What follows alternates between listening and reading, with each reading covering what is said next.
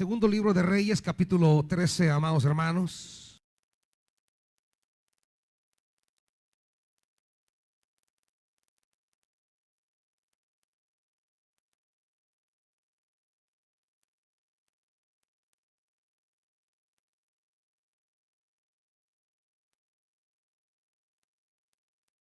Segundo libro de Reyes, capítulo 13, vamos a leer del 14 en adelante.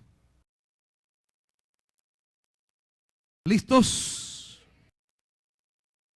Cuando Eliseo cayó enfermo de muerte, Joás, rey de Israel, fue a verlo.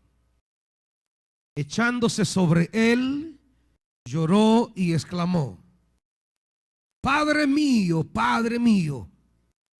carro y fuerza conductora de Israel.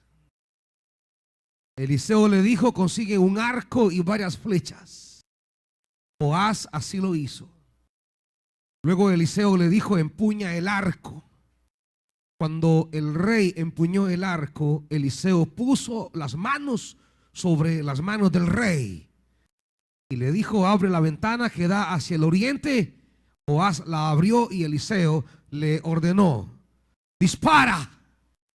Así lo hizo. Entonces Eliseo declaró: flecha victoriosa del Señor, flecha victoriosa contra Asiria. Tú vas a derrotar a los sirios en Afec hasta acabar con ellos. Así que toma las flechas, añadió. El rey tomó las flechas y Eliseo le ordenó: golpea el suelo. Joás golpeó el suelo 3 veces y se detuvo. Ante esto, el hombre de Dios se enojó y le dijo: debiste haber golpeado el suelo 5 o 6 veces. Entonces habrías derrotado a los sirios hasta acabar con ellos. Pero ahora los derrotarás solo 3 veces. Padre, amado Dios, nuestra vida camina, vive por la fuerza de tu palabra. Sin tu palabra estaríamos huérfanos y desorientados. Tu palabra es nuestra compañía. Aunque nadie más camine con nosotros sobre esta tierra, si tu palabra va con nosotros, no estaremos solos. Padre, que el amado Espíritu Santo sople,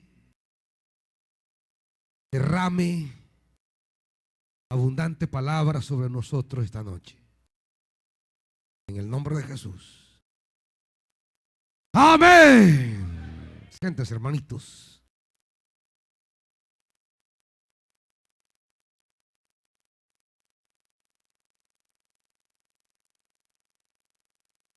Estamos ante, diríamos, el último episodio de la vida de Eliseo.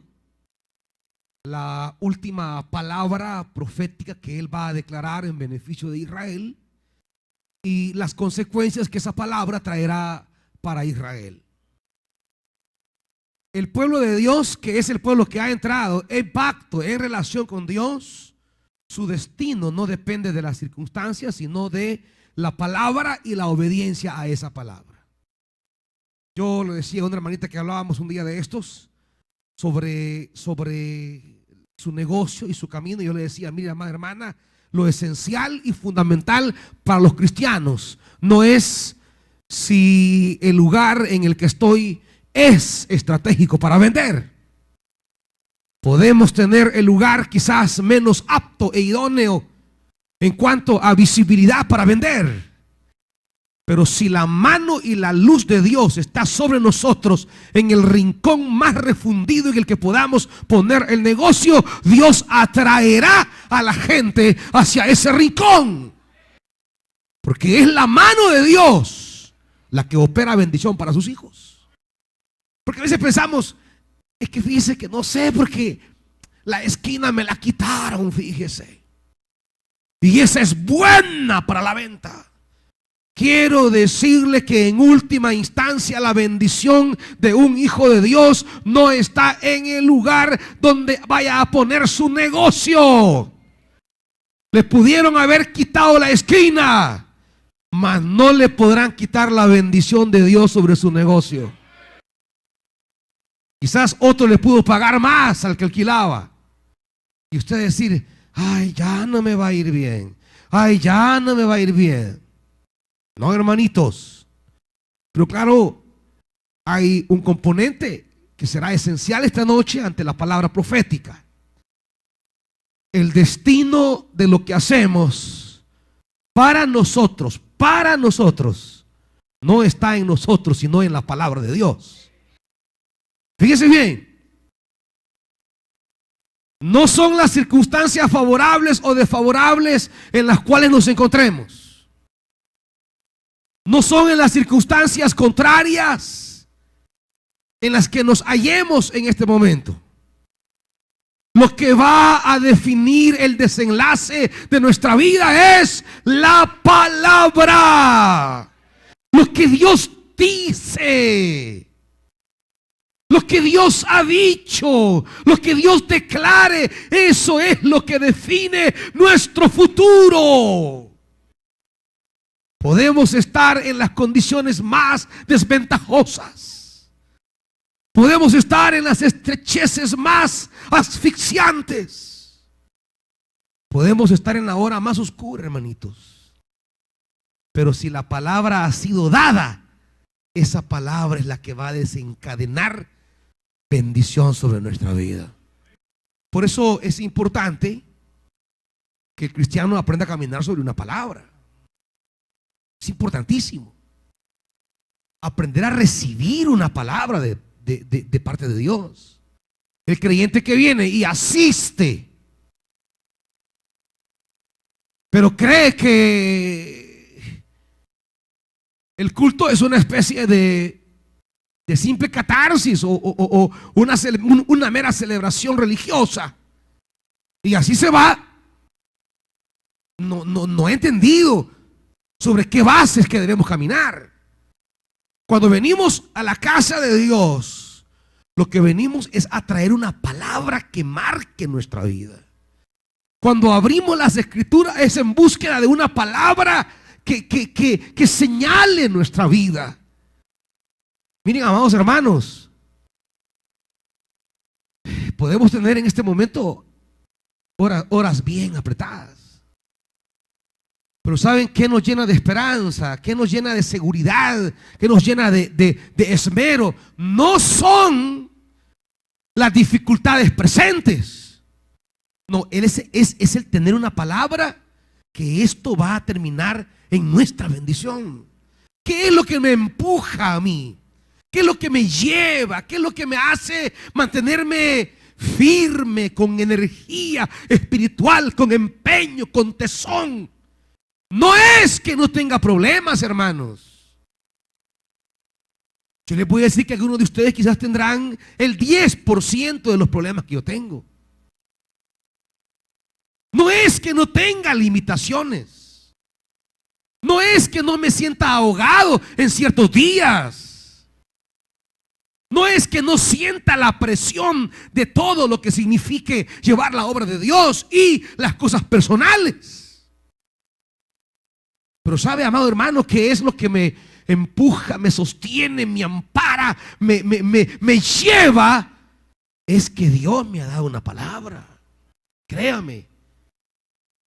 Yo les comparto siempre, y es una palabra que Dios va cada vez desarrollando, especificando, aclarando, puliendo. Y siempre que Dios en torno a esa palabra me da algo nuevo y me dice algo, yo vengo y se lo digo a los que están cerca mío. Fíjense que anoche Dios habló conmigo esto en cuanto a la promesa que me hizo hace un año y medio, en cuanto a la palabra que me dio hace un año y medio. Anoche volví a tomar esa palabra y Dios me dio esta otra luz. Y Dios me dijo esta otra ampliación. Y Dios me dio esta otra aclaración. Y yo se las comparto. Yo les digo, miren, esta palabra que hace año y medio recibí y que Dios la va ampliando, consolidando, aclarando, especificando, esa palabra es la que llena mi corazón. No tengo las condiciones que quisiera tener. No tengo los recursos que quiero tener. No tengo, ¿qué les diría? No estoy donde quisiera estar aún. Pero tengo una palabra. Y a veces nosotros quisiéramos que estuviera diferente nuestra situación, aunque no tuviéramos una palabra. Quisiéramos poder tener dinero y no una palabra. Yo les digo algo, hermanos. Podría tener un maletín aquí lleno de dinero. Y humanamente es tentador pensar que eso va a resolver los problemas que tenemos ahorita. Pero le voy a decir algo. Ese maletín de dinero no va a resolver las cosas como lo va a resolver la palabra. Se los digo de verdad, hermanitos. Es que a veces quisiéramos pensar, y hay quienes dicen es que esta es mi solución, va, y ponen ahí un dibujo de un maletín con billete. Esta es mi solución. Mire, yo le voy a decir algo, quizás le va a solucionar una semana. Pero la palabra, óigame bien, la palabra no solo trabaja la urgencia y la necesidad. Ese maletín le puede resolver una urgencia, le puede resolver un problema, le puede resolver una necesidad. Pero la palabra no solo le va a resolver una, le va a resolver muchas. Y no solo eso, lo más importante, la palabra le va a enseñar a trabajar la mente y el corazón para no meterse en líos que hoy quiere que el maletín le resuelva. Es decir, la palabra va a trabajarlo todo. Claro, el problema es que nosotros queremos el maletín porque resuelve una necesidad externa, pero la palabra resuelve lo externo y lo interno. Porque la palabra viene a resolver lo que está afuera y lo que está adentro. Viene a resolver las crisis externas que ha provocado a veces nuestro desorden interno. El maletín puede venir en cualquier momento a resolver lo externo. Y por eso a la gente le gusta, porque es lo más rápido. Pero la palabra viene a trabajar primero aquí, ve. Por eso la palabra primero no resuelve nada de afuera. Y por eso nos desesperamos y no nos gusta. Porque quisiéramos que la palabra viniera a resolver ya esto de afuera, pero no. Primero comienza a trabajar nuestra mente y nuestro corazón. Y a veces como somos terquecitos, tardamos más.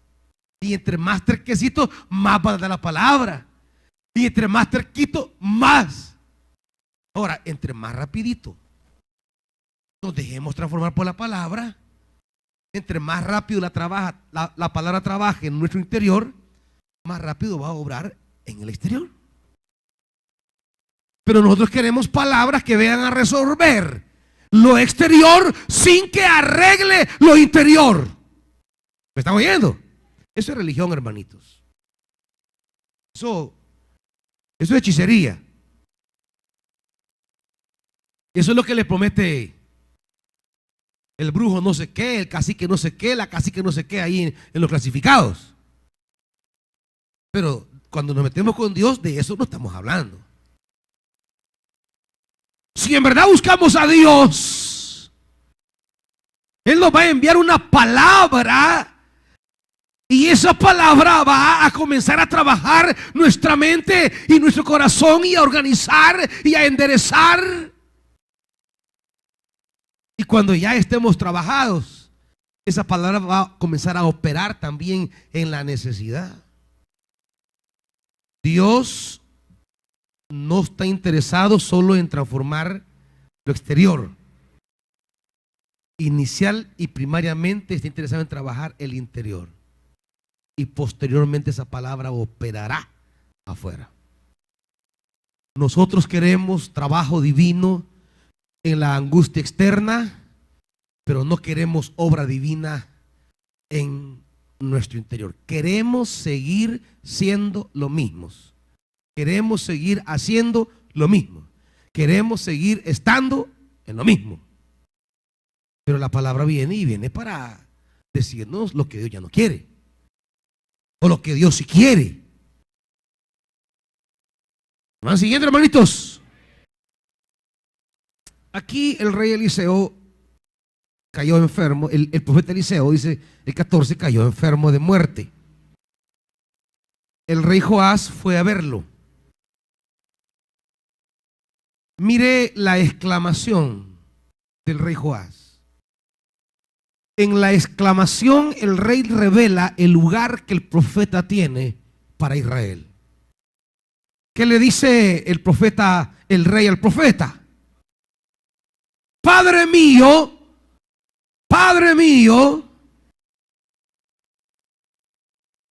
La Reina Valera dice: carro de Israel y su gente de a caballo. La NBI nos dice: carro y fuerza conductora de Israel. Es una manera de expresarle al profeta lo que el profeta significa para Israel.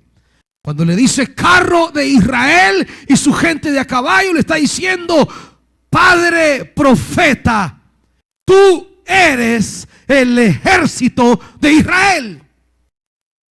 ¿Me está viendo? ¿Qué significa?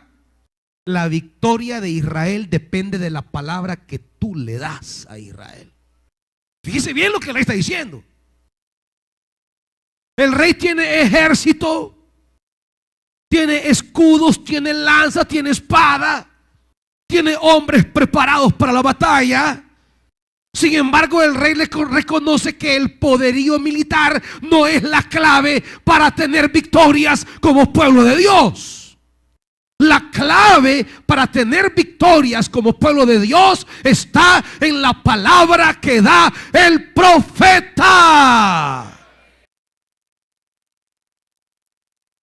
Eliseo, tú eres la base de la victoria de Israel. Tú eres la verdadera fuerza militar de Israel. Y Eliseo no tiene un arma, no tiene un escudo, no tiene una lanza, no tiene una espada, pero tiene la palabra de Dios.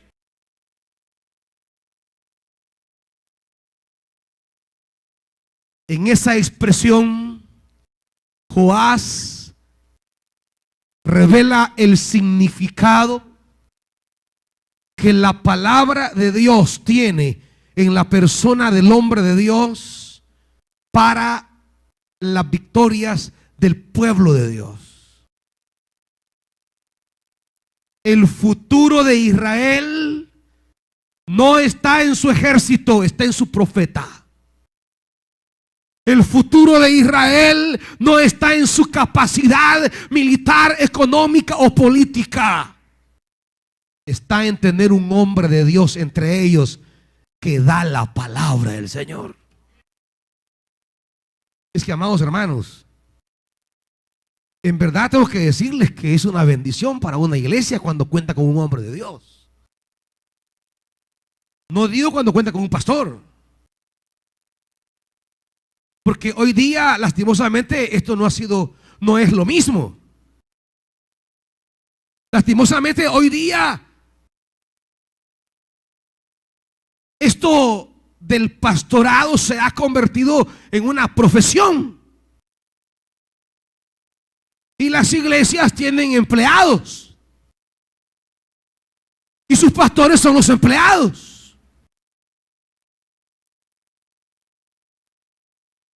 Definen un perfil de trabajo y contratan a una persona que llegará a ofrecer sus servicios religiosos. Como que vamos a contratar a un administrador, a un ingeniero, a un conserje, a un a un profesional en alguna área y comenzamos a definirle el perfil, cómo queremos que se comporte, cómo queremos que se vista, cómo queremos su formación, y este es el trabajo y pagamos tanto. Y entonces esto se ha vuelto una profesión. Y el pastor se convierte en un, diríamos, en un profesional que llega a dar cierta orientación espiritual o religiosa, pero que no puede salirse de los cánones establecidos. Pero que más que tener una congregación con un corazón ávido de recibir una palabra libre y soberana, la congregación está expectante que el pastor no se salga del local. Los líderes, más que dispuestos a escuchar la palabra que va a orientar su caminar en el trabajo, están más como supervisores. Y si el pastor medio se sale de algo, después del culto, pastor, tenemos una reunioncita hoy, esperamos allá. Ya el pastor va. ¿Y qué pasó, hermanitos? Es que mire, usted dijo dos cosas hoy que no nos gustan, no nos parece. Es que esto como predica, no. Mire, usted dijo algo que puede dañar algunas susceptibilidades. Usó una frase un poco, no sé, casi ofensiva. O hizo alusión indirecta a ciertas personas. Y entonces sentimos que las predicaciones son más indirectas. Entonces, mire, mejor predique de una forma donde nadie se sienta aludido, hermanito. Está bien, dice el pastor. Vamos a tomar esta recomendación. Entonces, ¿en qué se vuelve el pastor? ¿Será acaso portador de una palabra libre? No. ¿Será la palabra que predique martillos que quiebra? No. ¿Que fuego que quema? No. ¿Podrá ser un hombre de Dios que tenga una palabra que ejecute juicio o bendición sobre el pueblo de Dios? No. No es carro y fuerza del pueblo. No es hombre de Dios, es empleado de la iglesia. Una iglesia debe aprender a valorar, a reconocer y a valorar cuando tiene no un pastor profesional en el sentido de ser un empleado, sino un hombre que Dios lo ha respaldado como hombre de Dios. Porque quiere decir que ese hombre es portador de una palabra que puede traer bendición o juicio a su vida. Digo juicio no porque el pastor la quiera dar. Digo porque Dios nos habla para llamarnos al orden o nos llama para animarnos en la bendición.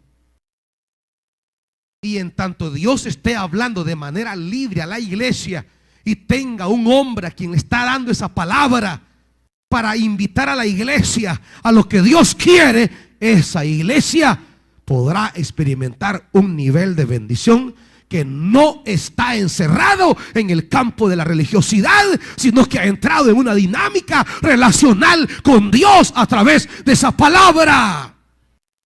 La palabra es el vínculo dinámico entre Dios y su pueblo. La palabra es el nexo. La palabra es esa bisagra de abrir y cerrar entre Dios y la iglesia. La palabra es la esquina donde Dios se encuentra con su pueblo. Es en la palabra donde Dios dinamiza la vida y el futuro de su pueblo. Y tener un hombre de Dios, portador de esa palabra, es una bendición para una iglesia, hermanitos. Puede tener hombres que les prediquen y les enseñen sobre cosas de la vida humana. Predicadores que les hablen de cosas de desarrollo personal, de desarrollo humano, que les hablen de psicología mental, que les quiera desarrollar su potencial humano. Si está bien. Y que les hable con todo el palabrerío que usan en los medios de incentivación y desarrollo personal. Está bien. Pero no es palabra del Señor. Eso es motivación psicológica. No es palabra de Dios. No es algo, como decía el martes en Jeremías, algo que hemos entrado al consejo de Dios, que hemos recibido y oído en el consejo de Dios, y ahí la traemos. Esa palabra impacta a la iglesia, dinamiza a la iglesia, trae victoria a la iglesia. Su futuro no está en sus capacidades, hermanita. Su futuro no está en sus ventajas o desventajas, hermanito.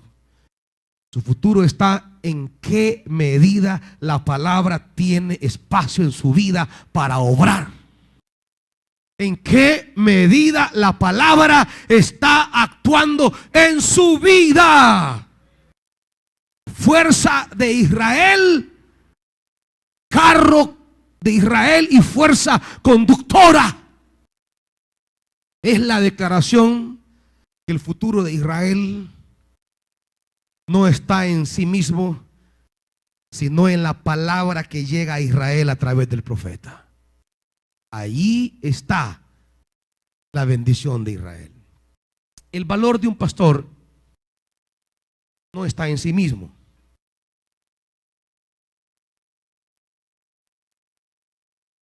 Por eso no nos predicamos nosotros a nosotros mismos. No está en sus mejores cualidades, ni en si le caigo bien o le caigo mal, hermanito. Siempre se los he dicho. Una sola cosa me preocupa siempre. Y no solo me preocupa, diríamos que agonizo por eso. Si una cosa puede abatir mi alma, óigame bien, no es una deuda, no es caerle bien o mal a usted, que me hable o me ignore. Una cosa es la que verdaderamente me preocupa: poder pararme en este lugar y traerle una palabra que haya recibido de mi Señor para ustedes. Mi pregunta nunca es ¿qué predico? Mi pregunta siempre es: Señor, ¿qué le dirás a tu pueblo este día? Y eso sí me desespera. Y eso sí me puede angustiar. Y eso sí me puede afligir, hermanitos. Más que toda la problemática que podamos tener, más que las deudas que podamos poseer, más que las dificultades que podamos vivir, eso me puede inquietar. Pero no me angustia, no me abate. No es aquello que voy a perder el sueño por eso. No es aquello que ya no voy a estar tranquilo por eso. Una cosa, porque el día que este pueblo ya no tenga una palabra de Dios, el día que yo ya no tenga una palabra de Dios para el pueblo, ese día, hermanitos, aunque tengamos pisto, estaremos muertos. Porque lo que da vida no es el dinero, es la palabra. Lo que da paz no es lo que tiene en la cuenta del banco, sino la palabra. Lo que da tranquilidad no es ausencia de problemas, sino la centralidad de la palabra en su vida. Que usted tenga una palabra, que usted se aferre que en la problemática que está angustiando su vida, usted pueda meterse con Dios hasta arrancarle, recibir, poseer de Dios una palabra que la sustenta, la renueve, la mantenga y la empuje. Y aunque todavía no vea el cumplimiento, pero ya tiene una palabra para comenzar a caminar hacia la victoria. Lo que necesitamos no es un ejército para tener victoria, es una palabra. Con una palabra caminemos. Desierto lleno de serpientes y escorpiones, pero camine. Muros delante de usted, pero camine. Una montaña de usted, pero camine. Si tiene una palabra en la problemática que está viviendo, ¿usted a qué viene? ¿A pedir la solución de esa necesidad o a pedir una palabra? Si viene a recibir una palabra, Señor, háblame, dime cuál es la palabra sobre esto. Quizá esa palabra no le solucione nada ahorita. Que usted se sienta desesperado y angustiado porque esperaría que esa palabra ya se cumpla. Es más, quizá cuando recibe esa palabra se complique más la cosa. Es más, cuando recibe esa palabra quizás se agudice más la situación. Y usted diga, a saber si de verdad era palabra del Señor. Y usted diga, yo esperaba que desde el día que recibí la palabra las cosas mejoraran, pero han empeorado. ¿Está entendiendo? Pero es que esto así es. Para que sepa que lo que viene, la victoria que viene, no fue de las circunstancias favorables que le rodearon, sino solo del poder de la palabra. Y se empeora más para revelar más su imposibilidad.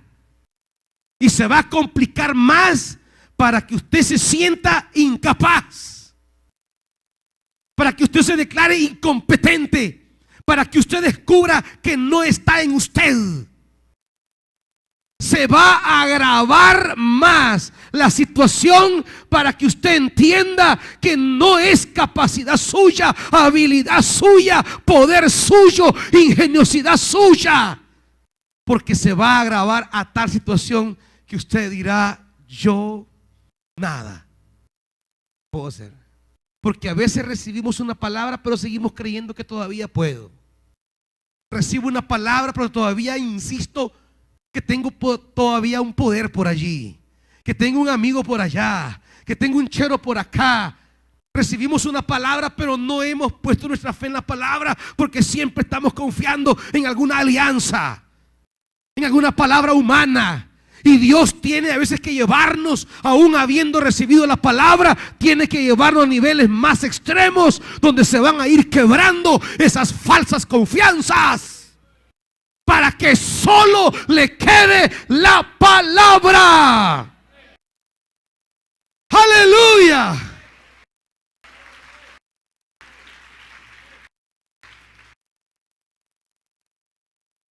Y cuando ya solo nos queda la palabra, que ya el compadrito nos dio casaca, sí, buscame o tengas problemas, y usted, voy a buscar a mi compadre. Sí, no, él no está, fíjese. O usted le marca, ¿te acordás que tal día? Ah, sí, hombre, llámame en 5 minutos. 5 minutos, usted le va a seguir marcando y ya no le va a contestar. Ah, no, es que mi chero en Estados Unidos me dijo que cuando yo tuviera un problema, solo le dijera. Le va a decir, y por gusto, nada que nada. Y mire, y ahí se le van a ir quebrando.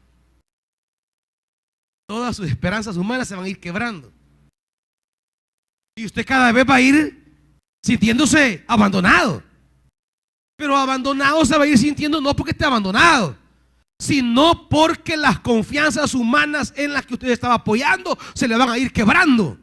Pero abandonado no está, tiene una palabra. Lo que tiene que hacer es aferrarse a esa palabra, caminar, vivir y seguir, porque esa palabra es del Señor, es fiel, es poderosa y se cumplirá.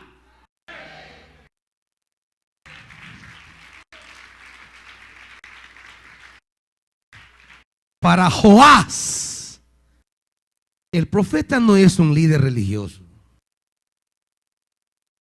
ni siquiera es solo un maestro de Israel. Para Joás, el profeta es la clave del futuro de Israel. Es la clave de sus victorias o de sus derrotas. Para el rey, el profeta es la razón del avance, de la victoria de Israel. Eso es un hombre de Dios. El valor del siervo de Dios no es por su carácter. Eliseo, ¿cómo aparece en el 19?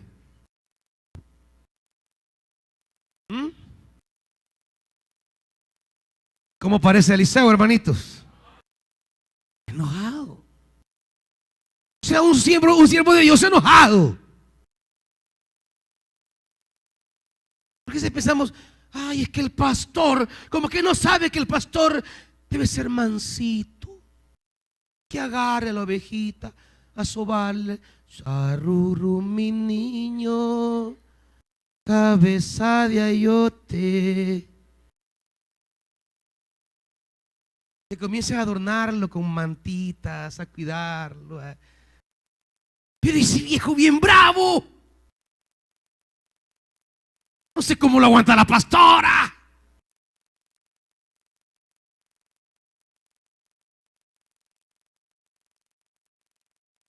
No, su valor no está en su carácter.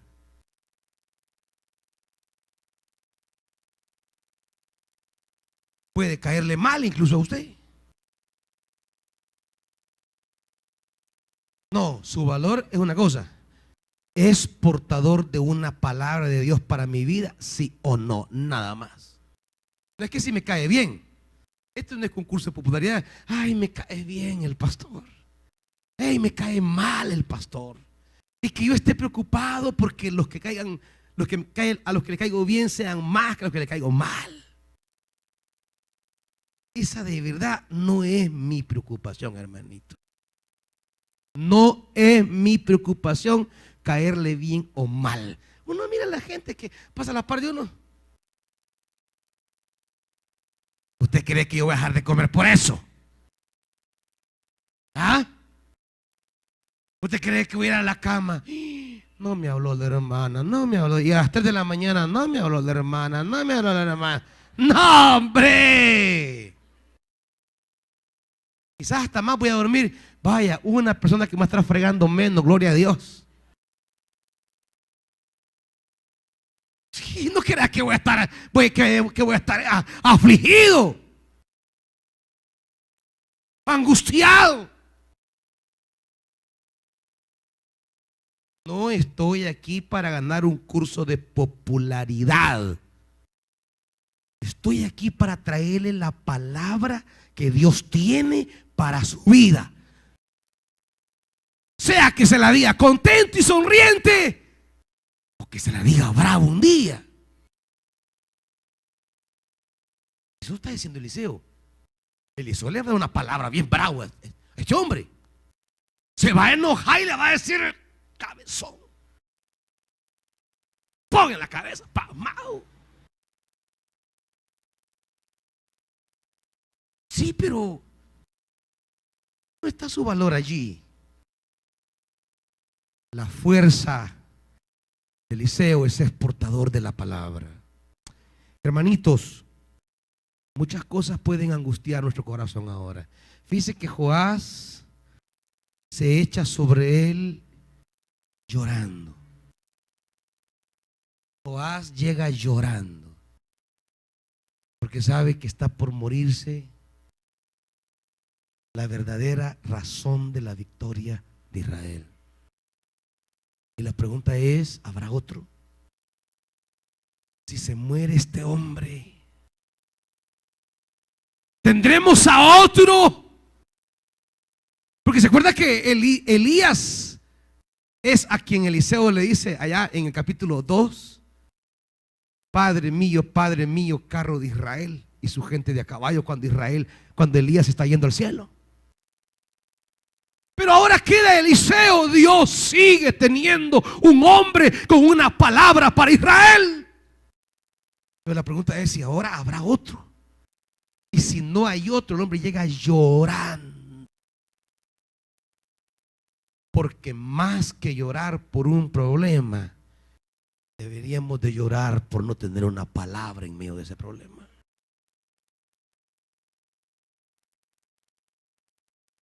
Joás viene con este corazón abatido, llorando. Porque sabe que sin profeta es estar sin palabra. Y sin palabra, ¿qué tenemos? ¿Qué tenemos sin palabra?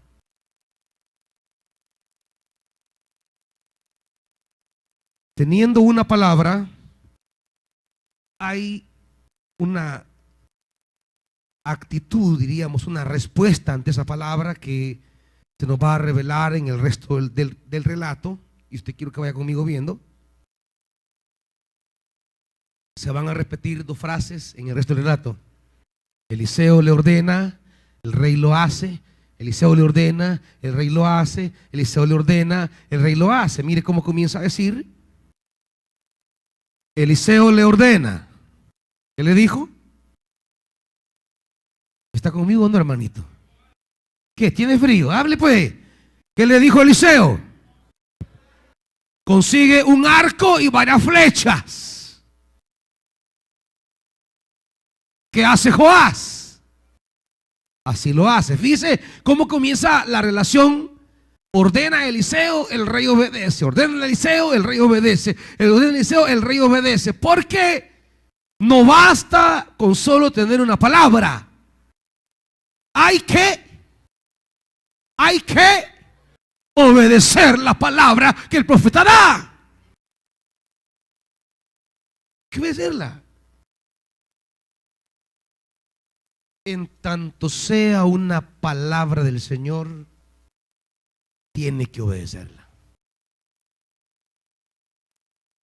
Y la no obediencia a la palabra limita o anula victorias gloriosas que pueden venir a su vida, hermanito. Fíjese bien, la obediencia o no obediencia a la palabra puede anular, parcializar o alcanzar la plenitud de una victoria. Y luego le dice, le ordena. ¿Qué le ordena? Empuña el arco. ¿Qué hace el rey? Empuña el arco. Y mire este gesto glorioso. Eliseo pone las manos sobre las manos del rey. La transmisión de esa, diríamos, bendición, de esa bendición paternal, de esa transmisión de fuerza. En la obediencia de Joás, Eliseo lo está bendiciendo con sus manos. Eliseo está bendiciendo la obediencia de Joás. Hermanitos, la bendición de un siervo de Dios es importante en su vida.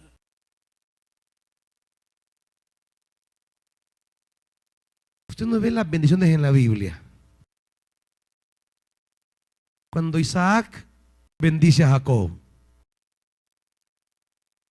engañado, ¿verdad? ¿Se recuerda la historia o no? ¿O se acuerda más del patrón del mal? Del capítulo donde, ¿cuál va a decir? Dice. Jacob engaña a su padre, vestido con ropa de Esaú y poniéndose pelo artificial. Le cocina al padre y llega, y Jacob, acércate, hijo mío. Jacob se pone a olerlo. Ah, mi hijo. Y comienza a darle la palabra de bendición. Le bendijo. Y de repente aparece Esaú. Padre, aquí te traigo lo que me pediste. ¿Quién eres tú?, le dice. Soy Esaú, tu hijo. Oh, sí, ya Esaú ya vino. No, padre, yo soy. Y cuando Isaac despierta, dice: pero ¿qué pasó aquí? Hijo, ya solté la bendición. Y usted puede decir: vaya, ¿y qué gran cosa fue esa? ¿Por qué no la anula, pues? ¿Por qué no dice: vaya, lo que dije anteriormente no vale, esto es lo que vale? Sino que la palabra ya había sido dada. Su corazón, todo su respirar, todo lo que era Isaac, lo dejó sembrado en esa palabra. Y ya no hay más para mí. No, te puedo dar una prechiquita. Y le da una bendicioncita.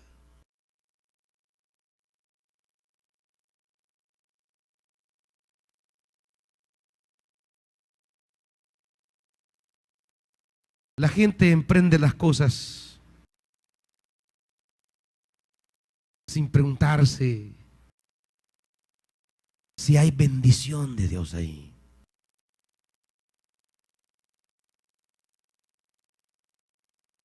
Sin tener la mano de bendición.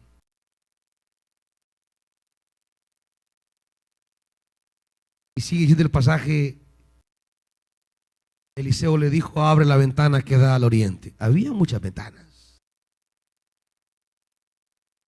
pero le dice: la que da al oriente, la que siempre da al lugar sagrado, al lugar de adoración, la que señala el lugar, como dice la Escritura, hacia donde el pueblo se invocaría, hacia esa casa. No está en ese lugar, pero abre la ventana que mira hacia ese lugar, porque habrá una relación entre el gesto de victoria y el lugar hacia que se está señalando. Cuando Salomón le dice a Dios: si tu pueblo estuviese lejos de este lugar, pero orare en dirección a este lugar, tú oirás desde los cielos.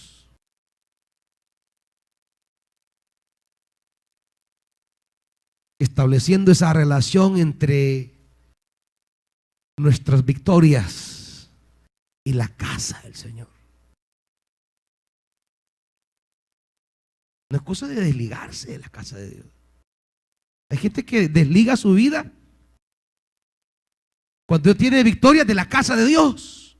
Medio le comienza a ir bien y ya no mira hacia oriente. Ya mira hacia las playas. Ya mira las montañitas. Ya mira a pasear al lago no sé qué. Ya en dirección a la casa de Dios ya no. Ya como que el carro perdió ahí la dirección de la 29 calle Oriente número 803 con la Rábida. Ya como que el GPS nada más lo lleva por allá, por Chalatenango, por allá por Sonsonate, por allá por La Libertad, por allá por no sé qué laguna, no sé cuándo. Pero ya la casa de Dios se borró. La dirección se borró. Ahí no dicen amén, ¿verdad, hermanitos? Ajá. Como no es promesa, ¿va? Y sigue diciéndole, le sigue ordenando Joab: abre. Fíjese la relación. El profeta habla el rey obedece y Eliseo le vuelve a ordenar: dispara.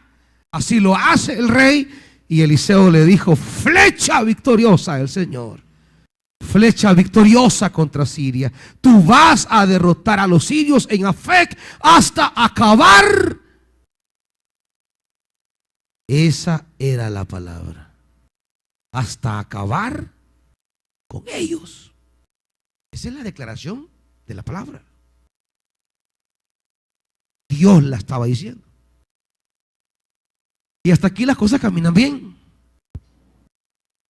Eliseo ordena, Joás obedece. Eliseo ordena, Joás obedece. Eliseo ordena, Joás obedece. Pero viene la última orden y le dice: toma las flechas. Y el rey toma las flechas. Sigue la obediencia. Ahora Eliseo le dice: te ordeno, golpea el suelo. Y sigue la obediencia. Joás golpeó el suelo 3 veces y se detuvo. Pero aquí ocurre algo que, ¿cómo puede saber el rey cuántas veces tenía que golpear? ¿Cómo puede saber? Porque cuando lo golpea 3 veces, se enoja el hombre de Dios. El hombre de Dios se enojó y le dijo: debiste haber golpeado el suelo 5 o 6 veces. Entonces habría derrotado a los sirios hasta acabar con ellos. Pero ahora los derrotarás solo 3 veces. ¿Cómo saber que en esa orden tenía que golpear 5 o 6 veces? ¿Obedeció? Sí, obedeció. Pum, pum, pum. Se detuvo. Hizo lo que le dijo el profeta. ¿Cómo va a saber el rey que tenía que golpear 6 veces? ¿Cómo saber cuántas veces debo golpear ante una orden divina? De modo que asegure el cumplimiento total de la palabra, porque le había dicho: derrotarás hasta acabar con ellos. Mas ahora ya no vas a acabar con ellos. Los vas a derrotar 3 veces, les vas a hacer bajas importantes, los vas a debilitar, pero no te los vas a acabar. ¿Cómo saber cuándo debo obrar de tal manera para que se cumpla de manera total la palabra del Señor? Vamos a verlo. ¿Qué chance tenía Joás de saberlo? ¿Qué tenía que haber hecho Joás? En todo ha obedecido, en todo ha hecho. Golpea el suelo, no le dice cuántas veces, no le pregunta cuántas veces. Se ha emocionado con que ya tiene la palabra y ya no le pregunta más. Tiene una palabra y creyó que con solo la palabra ya estaba hecho todo, y todavía faltaba un poquito más. Golpea el suelo. Tenía que haberle preguntado: ¿cuántas veces, Señor?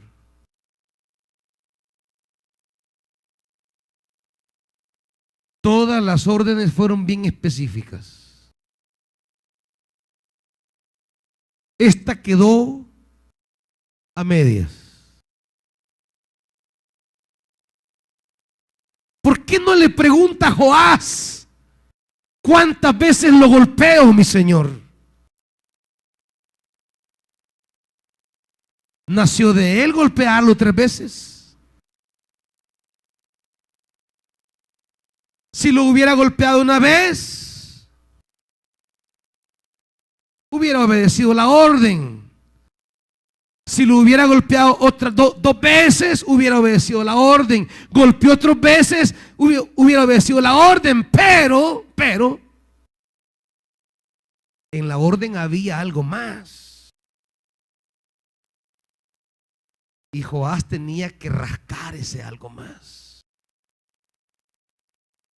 En la orden de Eliseo había algo más que no se lo dijo, que no se lo explicitó, no se lo amplió. Pero Eliseo estaba pensando en algo más. Cuando le dice golpea el suelo, Eliseo ya sabe que ese será un acto profético de las veces que va a golpear a sus enemigos. Lo sabe Eliseo, mas no lo sabe Joás. ¿Me van siguiendo? Joás tenía que haberlo preguntado. Abre la ventana, abrió la ventana, queda al oriente. Para que lo comprendan mejor, si Eliseo le dice abre la ventana, ¿qué hubiera preguntado Joás? ¿Ah? ¿Cuál ventana? No hubo necesidad de preguntar cuál ventana. ¿Por qué? Porque se lo dijo, tal ventana.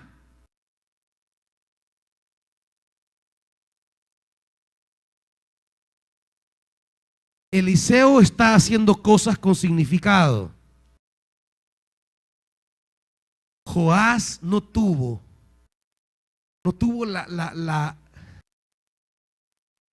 la sensibilidad, diríamos. No tuvo la búsqueda. No tuvo, ya iba como a la carrera, ¿me entiende? Ya había recibido la palabra y ahora vamos corriendo ya. Nos faltaba algo más. No solamente es la palabra de la garantía de la victoria, sino es la palabra de cuántas veces lo vas a hacer para que se cumpla hasta acabar con ellos. En todo es muy específico. En todas las órdenes Eliseo es específico, menos en esta. Y sí había en la mente de Eliseo algo específico, porque se lo dijo, hubiera golpeado 5 o 6. ¿Por qué no le dijo Eliseo de una vez golpea 6 veces el suelo? Porque el cumplimiento de la palabra está ligado también a la búsqueda suya. No solo de obedecer, sino de comprender esa palabra, hermanito. De indagar, de ampliar, de buscar. No solamente es la declaración de la palabra, también es su anhelo, ansiedad por conocer, comprender, profundizar, ampliar, entender esa palabra. Porque la palabra es una dinámica, no es algo estático. Yo recibí hace 1 año y medio una palabra y cada cierto tiempo vuelvo a esa palabra a preguntarle cosas a Dios, y Dios me da ciertas claridades sobre esa palabra que no la tuve hace 1 año y medio. Además, en mi mente yo pensaba que los últimos 6 meses para que se cumpliera la palabra iban a ser los 6 meses como más tranquilos, que quizás los peores iban a ser los primeros. En mi mente en mi mente. Y cuando vuelvo a esa palabra y la vuelvo a meditar, la vuelvo a reflexionar, Dios me dice, no, los meses más difíciles van a ser los últimos 6 meses. Y claro, hasta me dio una cierta más preocupación, porque yo pensé que lo peor ya había pasado. Y me dice, no, lo peor viene, me dice. Pero, yo ya estoy claro. ¿Me entienden? O sea, la claridad que Dios me da de decirme, vienen los 6 meses más duros para vos. Entonces, ya eso me deja claro lo que viene, para que yo me apropie de más fe, me agarre más de Dios, dependa más del Espíritu y no me relaje, profundice más. Entonces yo ya voy claro. Cuando recibimos una palabra, hermanitos, hay que desarrollar el sentido y la amplitud y la profundidad de esa palabra. ¿Me entiende? A Joás le faltó eso. A Joás le faltó desarrollar la palabra que recibía. Le faltó,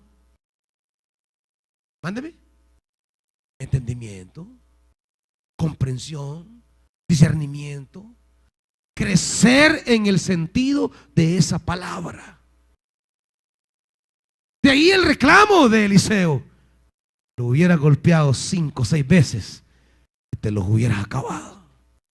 Solo lo golpeaste 3. Entonces 3 veces nada más los vas a derrotar. Amados hermanos, no sé esta noche cuáles pueden ser las cargas que cada uno de ustedes trae. No sé las preocupaciones que les puedan rodear.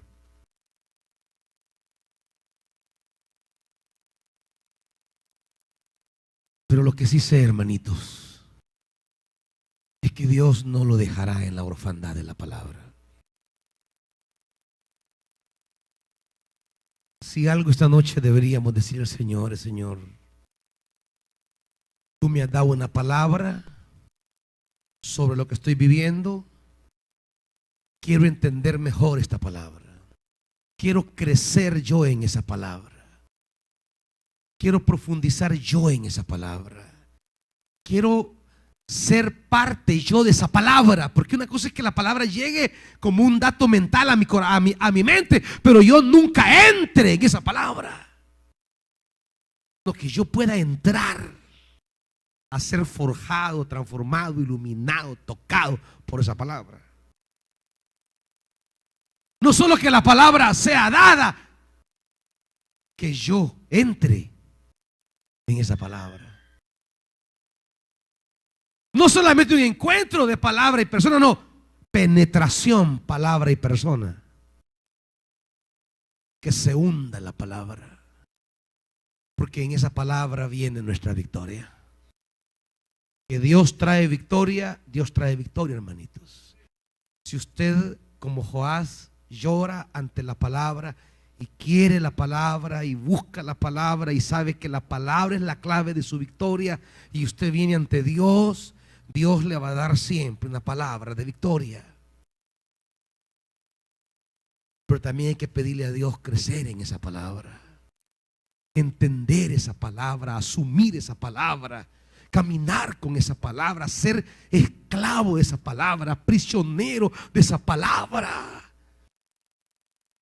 Que ya mi vida no va por otro lado, más que esa palabra lo pescó, lo amarró y rige su vida. Eso es lo maravilloso de recibir la palabra. Quien quiera venir al Señor a buscar una palabra sobre la situación que esté atravesando, venga, porque el Señor no la dejará sin testimonio. El Señor no te dejará, hermano, hermana, sin una palabra. ¿Quieres en tu angustia encontrar tu luz, tu victoria? Ven ante el Señor.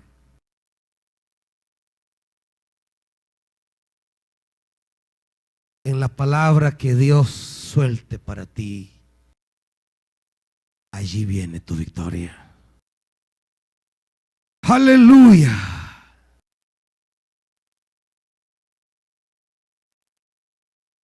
Pero hay que meterse más con la palabra. No solo es cosa de pedir una palabra como que fuera una declaración mágica. No es una palabra mágica como abracadabra. No. Es una palabra, pero que involucra tu vida, involucra tus decisiones, involucra tu mente y tu corazón, involucra lo que Dios te pide. La palabra que Dios da no es solamente una declaración mecánica o mágica. La palabra que Dios da es una palabra que quiere envolverte, quiere dirigirte, quiere organizarte.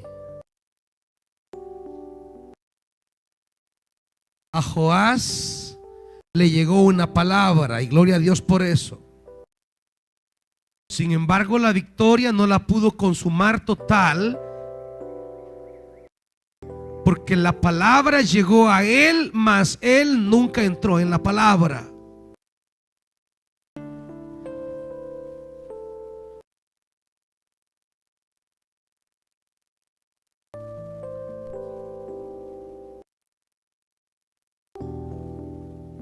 Ahí, cuando no hayas que hacer, pídele a Dios una palabra. Tus enemigos son más grandes y más fuertes que tú. La palabra de Dios es más grande y más fuerte. Tus necesidades son más grandes que tus recursos. La palabra de Dios es fuente inagotable de bendición. Tu enfermedad, dicen los médicos que no pueden. La palabra de Dios es poderosa para hacer señales, prodigios y milagros ahora y siempre.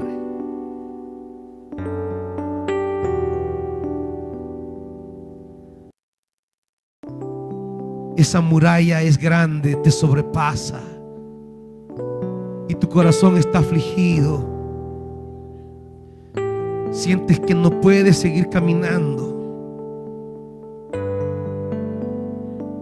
La palabra te hará subir a las alturas y te hará caminar. Cuando sobre la tierra ya no se pueda caminar porque tus enemigos son más grandes y las murallas más altas y las montañas enormes, la palabra te levantará y te hará caminar entonces en las alturas, pero no te vas a detener. Pero dile al Señor cuál es la palabra para mi vida.